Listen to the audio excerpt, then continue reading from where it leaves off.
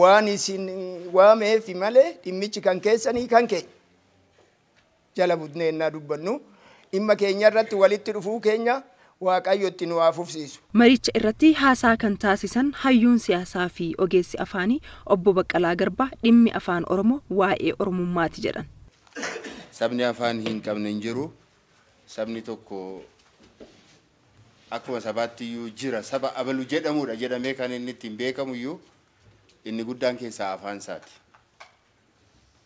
Kanaatiif gaafa saba sana akka inni hin jiraanne gochuu barbaadani dura afaan isaa ajjeesu. Akkasuma jedhu aadannoon isaaniis akkuma kana. Afaan isaa ajjeesi namicha immoo ittaansi ajjeesi jedhu.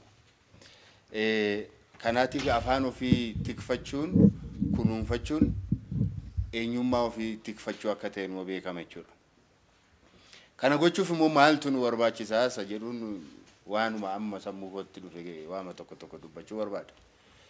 Egaa afaan kun sadarkaa har'a irra gahee akka inni gara fuulduraatti itti fufuu gochuudhaaf namoonni baay'een gatii itti baasanii itti wareegamaniiru. Addunyaa kanarra afaanota hedduutu jira har'a. Afaan 6,000 ol gara 7,000 kan dhiyaatantu jiru. Afaanonni kunneen jaarraa itti aanutti kan darban isaan keessaa yoo baay'atan 3,000 ta'an 3,000 isuma asitti baduuf jiru jechuudha. Addunyaa irratti akkuma saayinsiin afaanii ibsu ammaan booda afaanonni dhalatan hin jiraatan. Garuu 7-2 gidduutti afaan tokko addunyaa kanarraatiin du'a hin bada. Namni dhumaa inni dubbatu sun jaarsi afaan san dubbatu gaafa inni du'aan addunyaa kanarraa godaanu afaan isaa walumaan deema. Sababiin isaa afaan akkaataan inni itti uumamu egaa yaadidama adda addaatu jira. Inni itti fudhannu garuu loqoduma tokkotu babaay'atee ummati sun addaan faca'uurraan addaan deemuurraan kan ka'e gara afaanota adda addaatti jijjiirame. Afaan warra Kuush dur tokko ture. Garuu suutuma keessa inni kaan loon isaa fudhatee gara naan gaafa deemu, inni kaan karaa tokkorra gaafa deemu, inni tokko bitaarra, inni tokko mirgaarra gaafa deemu, akkatti wal qunnaman gaafa dhaban loqoda adda addaa haasaa deemanii achumaan afaan adda addaa dubbachaa deemu. Warra Somaalee wajjin, warra Affaar wajjin, warra Sidaamaa wajjin, warri Oromoo afaan tokko dubbanna turre dur afaan Kuush. Gaafuma adda addaa baay'annee gaafa faca'aa deemnu afaan keenyas bal'ataa deeme dhalataa deeme jechuudha. Kana booddee garuu carraan akkasii hin jiru addunyaa kanarra. Afaan dhalataa hin deemu sichi. Maaliif loqodni gara tokkotti deema malee adda adda hin deemu. Teknooloojii jira, miidiyaa jira, kan afaan waaltessu jira, raadiyoo jira, televezyiinii jira, barreeffama jira, barnoota jira. Kun hundumtu gara afaan tokkotti fida. Fakkeenyaatiif waggaa 27 dura yookaan waggaa 30 dura yoo fudhannee afaan Oromoo nuti hundumti keenya haasofnu akka har'aa kana kan waal ta'e miti. Afaan giddugaleessummaa isaa eegate miti. Inni baha Harargee irraa dubbatamu dhiha Wallaggaa irraati xiqqoo garaagarummaa uuma ture. Wal hubachuun illee sadarkaa hin danda'amnetti deemaa turameera. Garuu amma loqonni sun gara tokkotti dhufeera. Kanaatiif carraan inni afaan adda addaa ta'uu hin jiru kana booda jechuudha. Afaan Oromoo akkuma afaan tokkotti dhufu. Kana jechuun maal jechuudha? Afaanonni addunyaa kanarra jiran hin dabalan kana booda hin baay'atan. Xiqqachaatuma deemu. Yeroo xiqqaatan immoo maaliif xiqqaatu yoo jenne afaan isaa dhiiseetu afaan biraa fudhachaa deema hundumtu. Akkuma fakkeenyaatiif Finfinnee keessatti Oromoonni, Kambaataan, Sidaamaan, Walaayittaan, Guraageen eenyuun afaan isaanii dhiisanii afaan tokko fudhachaa deeman akkuma kana ta'aa deema. Afaan ofii dhiisaa deema namni. Gabaasaa ilaalaa deema. Barnoota ittiin hin baratamu taanaan, ittiin hojjetamu taanaan, hojiirra oolu taanaan, sadarkaa har'a jirurra bor immoo sadarkaa olaanaatti irratti ittiin fayyadamu taanaan, bakka har'a itti fayyadamutti bor ittiin fayyadamu taanaan afaan sun guyyaadha gara guyyaatti du'aa deema. Xiqqaachaa deema. Dubbattooti isaa xiqqaachaa deemu jechuudha. Sababii kanaaf afaan Oromoos gara fuulduraatti akka kana jabaatee afaanota 3,000 addunyaa kana keessaati gara fuulduraatti jaarraa itti aanutti ce'an keessaati tokko ta'uudhaaf carraaqii guddaatu nurraa eegama. Afaan kun akka nurraa hin banneef, akka nurraa hin duuneef, afaanota du'an keessaa tokko akka hin taaneef afaan keenya eeggachuun tikfachuun barbaachisaadha. Afaanonni xixiqqoon ittiin hin barataman taanaan, ittiin hin hojjetaman taanaan dhaloonni dhufu isaan hirkaa hin fuudhu taanaan ilmaan isaanii mana keessatti hin dubbatan taanaan afaan sun baduunsaa dirqama ta'a jechuudha. Kanaaf ilmaan keenya barsiifachuun dirqama kan nutti ta'u. Afaan sun akka hin badne yoo barbaanne, eenyummaan keenya akka itti fufu yoo barbaanne, akka sabaatti itti fufu yoo barbaanne, saba keenya ajjeesuu keessaa tokko kan jalqabamu ilmaan keenya afaan isaanii akka isaan hin baranne taasisuudhaan. Yoo afaan isaanii akka isaan baratan yoo taasifne itti fufsiifneerra jechuudha. Afaan kun akka inni jaarraa itti aanutti akka inni darbuu fi itti fufsiisaa jirra jechuudha. Gara biraan sadarkaa har'a jirutti har'a fakkeenyaatiif Finfinnee keessatti hin dubbatama yoo ta'e yookaan naannoo daangaa Finfinnee kanatti hin dubbatama yoo ta'e borimmoo hin dubbatamu yoo ta'e bakki inni itti dubbatu dhiphachaa deema yoo ta'e afaan sun badiisatti deema jechuudha. Fakkeenyaatiif naannoo Aqaaqiitti waggaa 2 dura, waggaa 3 dura yookaan waggaa 10, waggaa 15 dura Oromootumatu jira isaanuma dubbataa afaanichi babal'aadha. Har'oo namni afaan san dubbatu hin jiru. Naannoo sana hin jiru. Kana jechuun maal jechuudha? Lafa kaleessa dubbatamu tarra dubbatamaa hin jiru. Daangaa kaleessaa irraa gadi bu'aa jira jechuudha. Kanaatiif afaan sun tarkaanfii tokko gara du'aatti deemaa jira jechuudha. Gara du'aatti tarkaanfataa jira jechuudha. Fakkeenya gara biraatiin immoo har'a kutaa 6tti ittiin baratama yoo ta'e, amma kutaa 6tti ittiin baratama yoo ta'e. Yoo xiqqaate kutaa 6 gaditti gad deebi'uu hin qabu. Yoo kutaa 7tti ittiin baranna yoo ta'e garuu tarkaanfachiifneerra jechuudha. Daangaa isaa bal'ifneerra jechuudha. Kutaa 8tti ittiin baranna yoo ta'e immoo xiqqoo itti dabalanneerra jechuudha. Sagaliin geenyaan dabalanne jechuudha. Tajaajila kaleessa hin kennine yeroo akka inni kennu yeroo taasifnu afaan sana hin guddifne jechuudha. Afaan sana jabeessaa deemne jechuudha. Kunuunfachaa deemne jechuudha. Akka inni tutturu kanaatiif qooda fudhachaa jirraa jechuudha. Kanaaf fakkeenyaatiif akka nam tokkotti nuti wanti nuyi dhuunfaa keenyatti isa ta'u akka dhaabaatti bakka tokkotti waa'ee barnoota afaanii kanarratti mormii nuti kaasaa turre ni jira. Afaan Oromoo hanga kutaa 8tti baratamu bor kutaa 6tti gadi bu'a taanaan daangaa kaleessatti fayyadamaa ture irraati gadi bu'eera jechuudha. Waan tokko gaaffii hin qabu. Kun siyaasa utuu hin taane saayinsii afaaniiti kun. Tajaajila kaleessa kennu hin kennu taanaan gadi bu'eera jechuudha. Lafa kaleessatti fayyadaa jiru har'atti hin fayyadu taanaan du'aa jira jechuudha. Waan tokko gaaffii hin qabu. Har'a hanga kutaa 8tti ittiin baranna taanaan bor immoo hanga kutaa 9tti ittiin baranna taanaan immoo afaan keenya jabeessaa deemna jechuudha. Annisaatti kennaa deemna jechuudha. Vitality, ethno-linguistic vitality jedhu akkasii kan jabina annisa afaanii jechuudha. Annisaatti kennaa deemna. Isarraati immoo kutaa tokko yeroo itti dabalaa deemnu immoo ammas annisaa isaa jabeessaa deemna. Afaan kana lafarratti turfachaa deemna. Humnatti kennachaa deemna. Akka inni hin banneef tarkaanfii fudhachaa deemna jechuudha. Har'a barnoota idilee qofa ittiin baranna yoo ta'e, bor immoo fakkeenyaatiif barnoota tekniikaa ittiin baranna yoo ta'e, barnoota fayyaa ittiin baranna yoo ta'e, barnoota injineeringii ittiin baranna yoo ta'e, daangaa isaa bal'ifneerra jechuudha. Guddisaa deemna jechuudha ammas.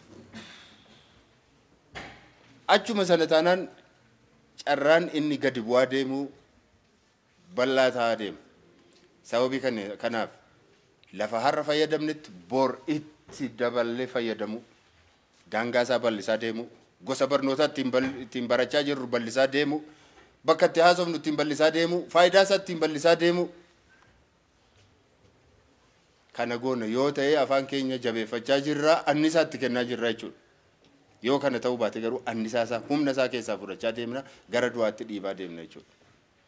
Akkasumatti teenyee wal geenyee afaan keenya akkasii du'uun qabu maal goona afaan keenya jennee yoo dhaadanne faayidaa hin qabu. Tokkoffaa saayinsii isaa beekuu qaba. Beennee yoo maal ta'e jabaata, yoo maal ta'e laafa. Kanaatiif kuni karaa dhaabbilee adda addaa tumsi kennamuufii qaba. Tumsi kennamuufii qaba. Tokkoon as keessatti beeksisi asirratti barreeffamu afaan kana qofaan barreeffamuu fi afaan lamaan barreeffamuu isaa garaagarummaa qaba. afaan tokkoon barreeffama taanaan dirqama keenya kanuma laallaa kanuma dubbifna kanuma hiikachuu yaalla akka fedhettis haa ta'u afaan lamaan sadii hin kennine yoo ta'e maal godhee kana dubbisuu dhaqa maaliif maal haa ta'uuf kennin carraan kennameef maal barbaachisa kanaatiif ormi akkatti afaan isaa guddifatu beekna nummoo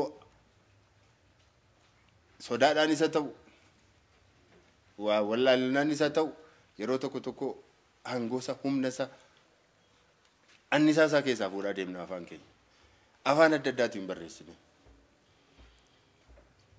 amma waggaa hedduu dura ani bakka tokko deemee asuma biyyuma kana keessa Maqalee deemee tan ture achitti waan an arge guyyuma tokkoof hin achi ture afaan yoo xiqqaate afaan yookaan afaanuma tokkoon barreeffama afaanuma isaaniin yoo baay'ate immoo afaan lamaan barreeffama gaafa Oromiyaa gaafa dhufnu garuu afaan sadii hin barreeffama isayyuu kan keenya qubee qaqallaa maaloo inni kaan immoo qubee guddaadhaan babal'ifamee jechuudha kun wannoo qaba saayizii dhumtisaa sammuu keenya keessatti waan uumuu qaba achi keessatti namni ofiisaa gate namni ofiisaa jibbee namni ofiisaa gadi buusee namni eenyummaa isaa gadi buusee eenyummaa gara biraa irratti hin ijaaru sodaa soo ta'e keessaa bahuun dirqama beekumsa soo ta'e ofirraa haquun dirqama nutti ta'a jechuudha nuyiidha afaan keenya nuyiidha nummoo afaan keenyadha kanaatiif waan afaan keenya lafatti jabeessuun nurra jiru hundumaatti jabeeffachuun nurraatti barbaachisa jechuudha mana sagadaa yoo deemnu afaan keenyaan sagaduu afaan keenyaan kadhachuu afaan keenyaan qaddasuu afaan keenyaan waan goone amantaa kana hordofaa sana hordofaa jechuun barbaachisu garuu waan goone hundumaa afaan keenyaan gochuu qaba afaan keenyaan gochuu qaba waaqni gaafa afaan kana nuuf kenne afaan keenya kanaan akka nu dhaga'u hunuma beekamaadha afaanuma keenyaan kadhannee waaqa wajjiniin wal qunnamaa turreera kanaatiif waan goonu hundumtuu beekumsa kanaatiin haa goonu waan barreessinu ijoollee keenya mindaa keenya illee yeroo fudhannee gallu aan dule soos jechuun tokko lama sadii afur jennee wannoo gochuu jalqabu baruu qaba waan goonu hundumaa qixa eenyummaa keenyaatiin hojjechuun barbaachisaadha waan hojjennu hundumaa waan ilaallu hundumaa waan binnu hundumaa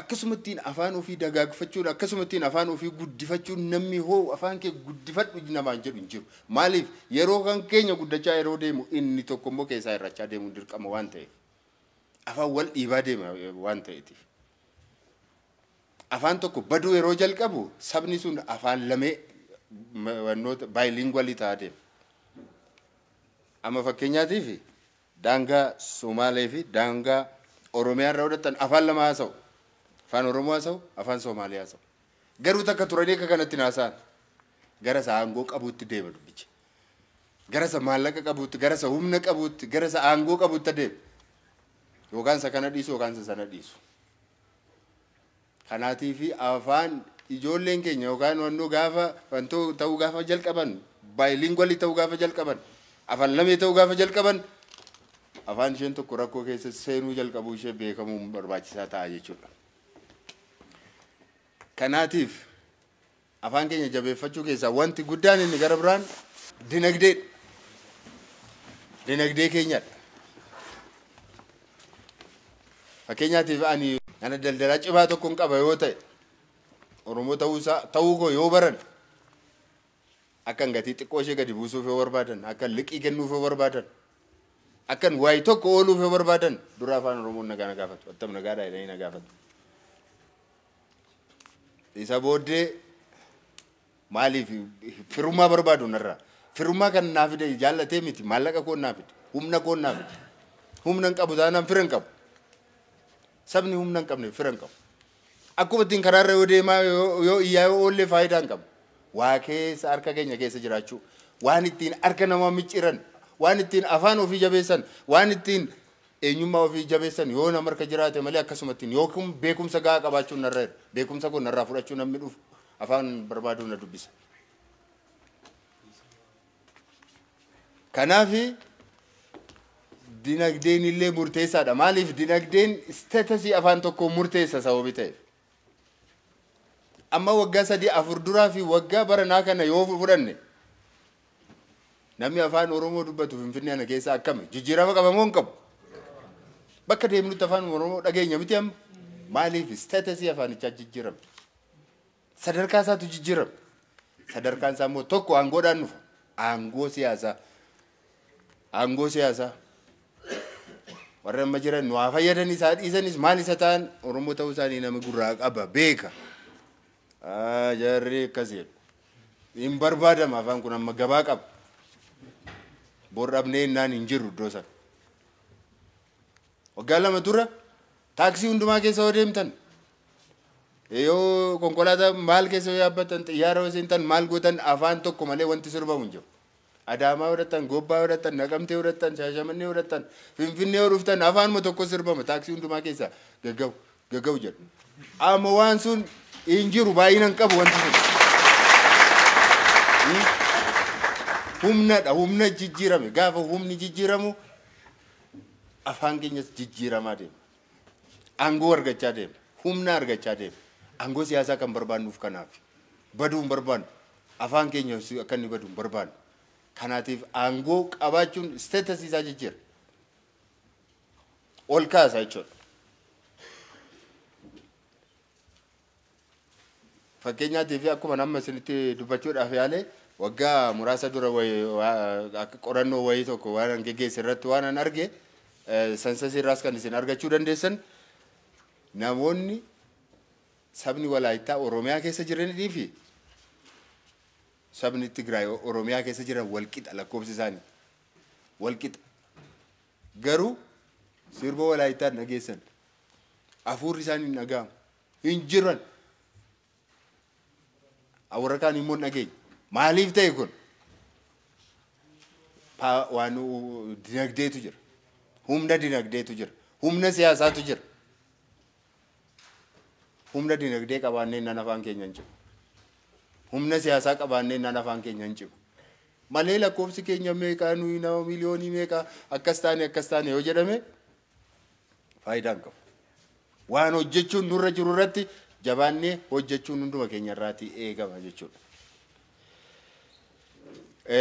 Waan gara biraan waan xinnoo ishee kaasuu barbaadu wanta afaan ofii ajjeesan yookaan akka inni humnaan godhanne taasisan keessaati gaa'ila sabaalaati. Maaliif dimogiraafiin afaan tokko kan inni jabaatu sabni afaan san dubbatu yeroo inni baay'atudha.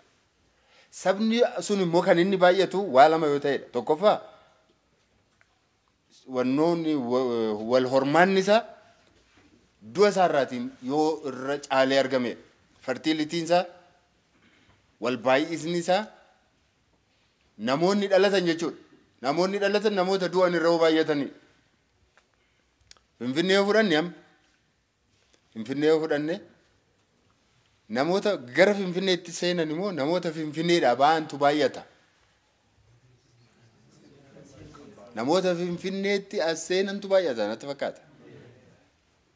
Namoonni Finfinneetti seenan kun garuu waggoota dura balaan ture maa inni namoonni as seenan hundumtuu okkotee tokko keessatti affeelamanii gara afaan tokko haasa'utti gadi bu'u hundumti isaanii.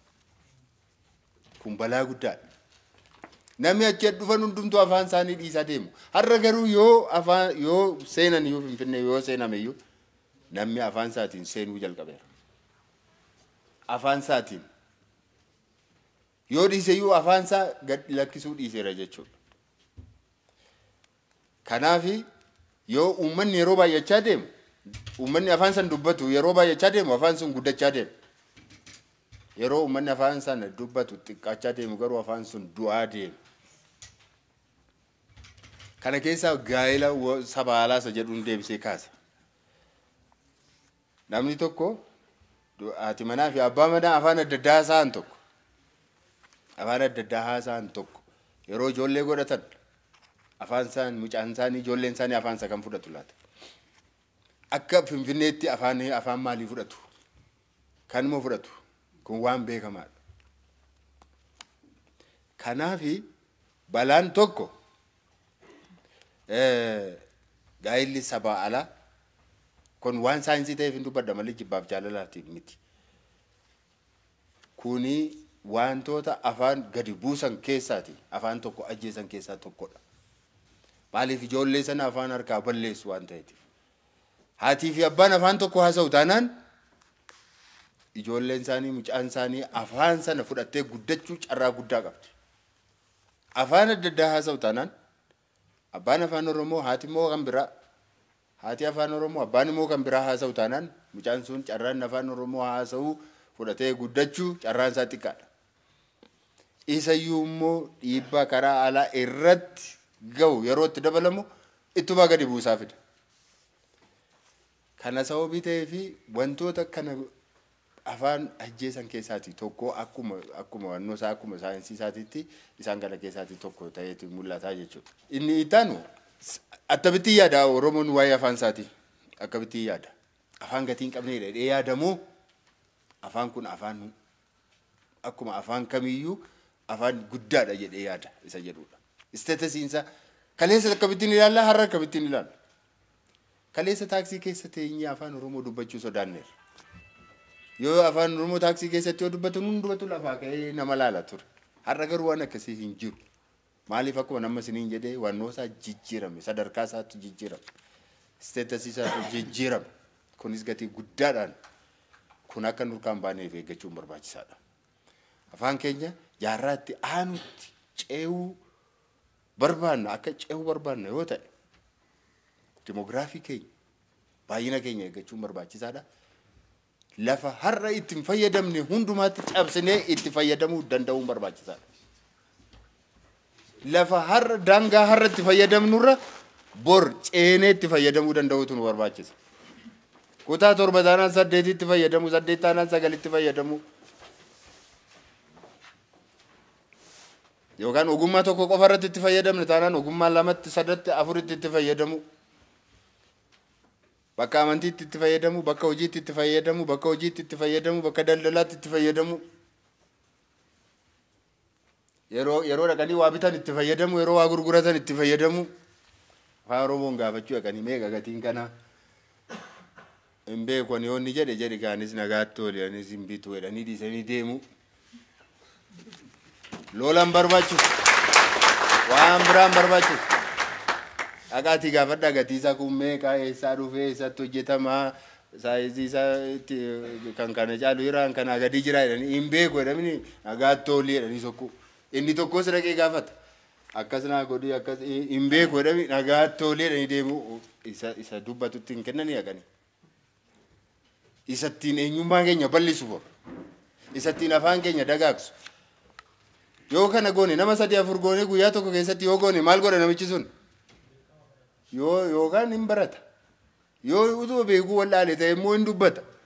Yoo kana lamaan hin danda'u ta'e immoo nama afaan sana beekuu qaxara. Nama tokkoof hojii baasita immoo hin baasne. Akkuma ittiin deemnee yoo iyyiin afaan keenya kana ta'uu namittii kana asii suuqii cufanii deemsisuudha. Maaltu nu cufsiise? Maaltu kanatti nu geesse? Horiin borsaa keenya keessa jira. Isa fudhanneen qajeellu. Lafa bitachuun nurra irraanneen bitannu. Inni of cufa.